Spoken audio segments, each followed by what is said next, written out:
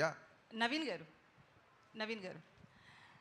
So అంటే OG movie బస్తో compare చేస్తే ఇది కొంచెం బస్ తగ్గినట్లుగా అనిపిస్తుంది. దాంతోపాటు మీరు 5-6 ఇయర్స్ బ్యాక్ మూవీ స్టార్ట్ చేసినప్పుడు అనుకున్న బడ్జెట్కి ఇప్పటికీ ఎంత చేంజ్ ఉంది. దాంతోపాటు బడ్జెట్ విషయంలో చాలా వరకు నిర్మాతలు ఫ్రెండ్లీగానే ఉంటారు పవన్ కళ్యాణ్.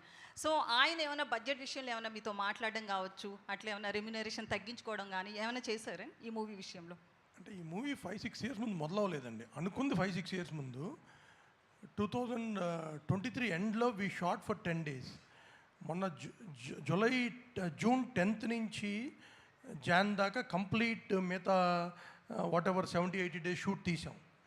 అంతేగాని అంతకుముందు తీసింది ఒక 10 days.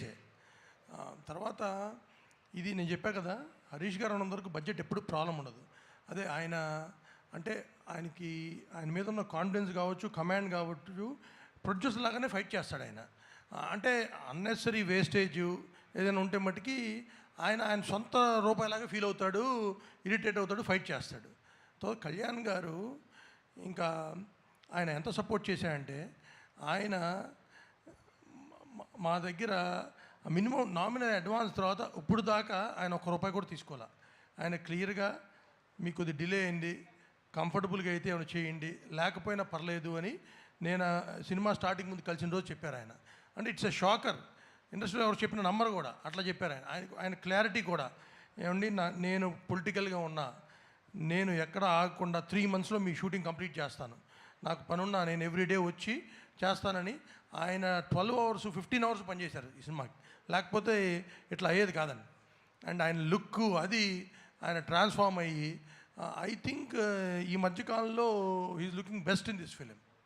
హరీష్ గారు అయితే 5-6 years బ్యాక్ ఆ 10 days షూట్ని మూవీలో ఉంచారా? 6 years బ్యాక్ కాదండి, మీరు మళ్ళీ 5-6 షూట్ చేసే 23లో ఆ లుక్స్ చేంజ్ ఉన్నాయి కదా. పవన్ కళ్యాణ్ గారు ఎలక్షన్స్లోకి వచ్చిన తర్వాత, ఎలక్షన్స్లో తిరగడం కావచ్చు, పొలిటీషియన్ అయిన తర్వాత అంటే మినిస్టర్ అయిన తర్వాత కావచ్చు, ఆ లుక్స్లో చాలా చేంజెస్ వచ్చాయి. సో మీరు కథ అనుకున్నప్పుడు ఒకలా ఊహించుకుంటారు. అవును. సో ఎలా చెప్పండి, క్వశ్చన్ ఫినిష్. సో ఆ షూట్కి సంబంధించింది ఆ క్లిప్స్ ఉంచారా, లేకపోతే మళ్ళీ రీషూట్ చేశారా, ఎట్లా? ఇప్పుడు మీరు ట్రైలర్లో చూస్తే రేపు పొద్దున సినిమాలు చూసినా ఒక 2 years బ్యాక్ షార్ట్స్ కొన్ని ఉంటాయి, ఇప్పుడు కొన్ని ఉంటాయి. మీరు చూడండి, షార్ట్ టు షార్ట్ పాజ్ చేసి చూడండి, ఎక్కడ లుక్ డిఫరెన్స్ ఉందో చెప్పండి. ఒకవేళ లుక్ డిఫరెన్స్ ఉన్నా సరే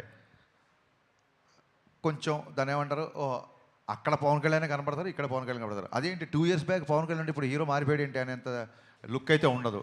లెటస్సే లుక్ మారింది అని ఆడియన్స్ కూడా అర్థమైంది అనుకోండి. మా వాళ్ళు అందరూ ఎలా ఉంటారంటే మరి అంతే కదా, ఆయన బిజీగా ఉన్నారు కదా, ఎలక్షన్ ముందు స్టార్ట్ చేశారు, మారితే లుక్ మారుద్ది అనుకుంటారు. వాళ్ళు కూడా అడ్జస్ట్ అయిపోతారు. ఓకే, అయితే తమన్ గారికి చెప్పండి. సేమ్ థింగ్, మీరు లుక్ ఐడెంటిఫై చేయలేరు మీరు ట్రైలర్లో చూడండి. ఎందుకంటే మీ షార్ట్ ఫర్ 10 days మీరు చూసి ఆ 10 days ఏదైనా మీ డిఫరెన్స్ లేదు. ఎందుకంటే చాలా నెగ్లిజిబుల్ డిఫరెన్స్ లేదు. ఆయన అట్లాగే ట్రాన్స్ఫార్మ్ అయ్యి వచ్చారు మన షూట్కి. హరీష్ గారు అయితే తమన్ గారికి, దేవిశ్రీ ప్రసాద్ గారికి సంథింగ్ ఏదో ఇష్యూ ఉండి ప్రీ రిలీజ్కి రాలేదు, ఇట్లా చాలా టాక్ నడుస్తుంది కదా. లేదు, ఏ ఇష్యూ లేదు. కళాసుధ అవార్డ్స్ అదే రోజు ఉన్నాయి. పిబి శ్రీనివాస్ గారు అని ఘంటసాల సమకాలీనికులు, పిబి శ్రీనివాస్ గారు అని చాలా గొప్ప సింగర్, ఆయన గౌరవార్థం ఆయన అవార్డు దేవిశ్రీ ప్రసాద్ గారికి ఇస్తున్నారు. ఇలాగ ఉంది కాబట్టి అతను అవార్డు తీసుకుంటున్నాడు కాబట్టి ప్రీ రిలీజ్ ఈవెంట్కి రాలేదు. ఈ విషయం కళ్యాణ్ గారికి తెలిసి చాలా సంతోషించారు. దేవి వస్తున్నాడని అడిగారు ఆయన. సార్ ఇట్లా కళాసుధ పిబి శ్రీనివాస్ గారు మరి ఆ అవార్డు తీసుకోకపోతే ఎలాగా అని చెప్పి కళ్యాణ్ గారు కూడా ఆ విషయాన్ని చాలా అభినందించారు. ఏమండి, ఈ విషయం 10 సార్లు 10 మంది మిత్రులు అందరూ అడుగుతున్నారు. ఇప్పుడు నేనేం ఫస్ట్ సినిమా తీసే వ్యక్తిని కాదు కదా, మీకు నా గురించి క్లియర్గా తెలుసు. నాకు ఒక వ్యక్తితో పడకపోతే నేను దాచుకొని ప్రశాంతంగా పడుకోగలుగుతానా? మీరు చెప్పండి, మీరే చెప్పండి. నేను ప్రశాంతంగా పడుకోగలుగుతానా? కాదు, సహించే నక్షత్రం అన్నారు కదండి ఇప్పుడే. అది ఈ మధ్య నేర్చుకోవాల్సి వచ్చింది. చూడండి, పోకిర్లో సత్యం రాజేష్ డైలాగ్ ఉంటుంది, అప్పుడప్పుడు ఫ్రెండ్షిప్లో 50,000 అప్పివ్వాల్సి వస్తుంది. అలాగా అంటే మెచ్యూరిటీ అనేది టైంని బట్టి వస్తుంది కదండి. దాంతో కొంచెం సహించడం కూడా ప్రాక్టీస్ చేసిన. అలాగే శ్రమించడం ఎలాగో ఉంది కదా అని. ఇంకోటి, సహించే రైమింగ్లో ఉన్నాయి కానీ సహించడం అనేది ఉంటుందంటారా? హరీష్ గారు ఎవరంటే మీరు మొహమాటం పెడుతున్నారు. మీ ఉద్దేశం ఏంటి చెప్పండి. నవీన్ గారు ఎందుకు సురేష్ గారు వీళ్ళు మిమ్మల్ని టార్గెట్ చేస్తారు నాకు అర్థం కాదు. మా అతను సురేష్, నేను హరీష్, మా రైమింగ్ అయినా టైమింగ్ అయినా మేమంతా చెప్పండి సార్ మన వైబ్ ఎలా ఉంటుందో ఒకసారి. నవీన్ గారు సార్ 26th అనుకున్న మూవీని 19th ప్రీపోన్ చేశారు. ఉగాది హాలిడే ఉంది, ఈద్ హాలిడే అన్నీ కలిసి వస్తాయి మనకి. బట్ ఆ మూమెంట్లో కొద్దిగా దురంధర్ అనేదాన్ని కొంచెం అండర్ ఎస్టిమేట్ చేశారేమో, మేబీ కొంచెం మల్టీప్లెక్స్ వరకు ఉంటుందేమో అని అనుకున్నారు. ఇప్పుడు థియేటర్లు అన్నీ ఓపెన్ అయిపోయినాయి, బుకింగ్స్ అన్నీ స్టార్ట్ అయిపోయినాయి. What exactly is the impact? నిజంగా ఏమన్నా రిగ్రెట్ ఉందా? దురంధర్ని అసలు అండర్ ఎస్టిమేట్ చేయలేదండి. దురంధర్ సినిమా నేను 3 సార్లు థియేటర్లో చూశాను. దురంధర్ నేను ఈ మధ్యకాలంలో చూసిన one of the best film అది.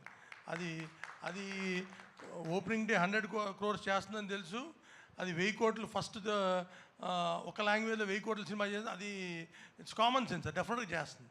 కాకపోతే అది అనౌన్స్మెంట్ వచ్చిన తర్వాత నాకు ఎప్పుడు అన్ని కాల్స్ రాలా. Every distributor call me in 1 hour, 19th రండి. డబ్బులు పెట్టి కొనుక్కునే డిస్ట్రిబ్యూటర్ కంటే మనకు బెటర్గా ఏం తెలుస్తుందండి. Everybody call me. సో దాంతో వెళ్ళి ఇంక చెప్పాం. ఆయన అన్నట్టు తమను చెప్పాను, వచ్చేద్దాం బావ అన్నాడు తమన్ ఆయనతో. And it went so smooth. అంటే అప్పుడు మీరు అనుకున్న ఇంపాక్ట్ కంటే ఇప్పుడు ఎక్కువ ఉందా తక్కువ ఉంది అనుకుంటున్నారు? అది ఊహించామండి. ఏమంటే దురంధర్ ఇట్స్ ఎ స్టామ్. కానీ ఇది మనది ఇక్కడ మెయిన్ తెలుగు సినిమా. ఇప్పుడు టాక్సిక్ ఉందనుకోండి, అప్పుడు కాంపిటీషన్. ఎందుకంటే ఇక్కడ ఎక్కువ పెనిట్రేషన్ కాదు. దురంధర్ మీకు హైదరాబాద్లో ఉంటుంది, వైజాగ్, విజయవాడ, మిగతా చోట్ల అంత ఉండదు. ప్లస్ పవన్ కళ్యాణ్ గారి సినిమా, ఈ రాష్ట్రాల్లో పవన్ కళ్యాణ్ గారిని మించిన సినిమా ఏమి ఉండదు కదా. So plus Ugadi, Ramzan, holidays. So sir ఇంకొక క్వశ్చన్, తెలంగాణలో టికెట్ రేట్స్ జరుగుతున్నాయి కదా. యాక్చువల్లీ 2 సందర్భాల్లో డిస్టర్బెన్స్ వచ్చింది.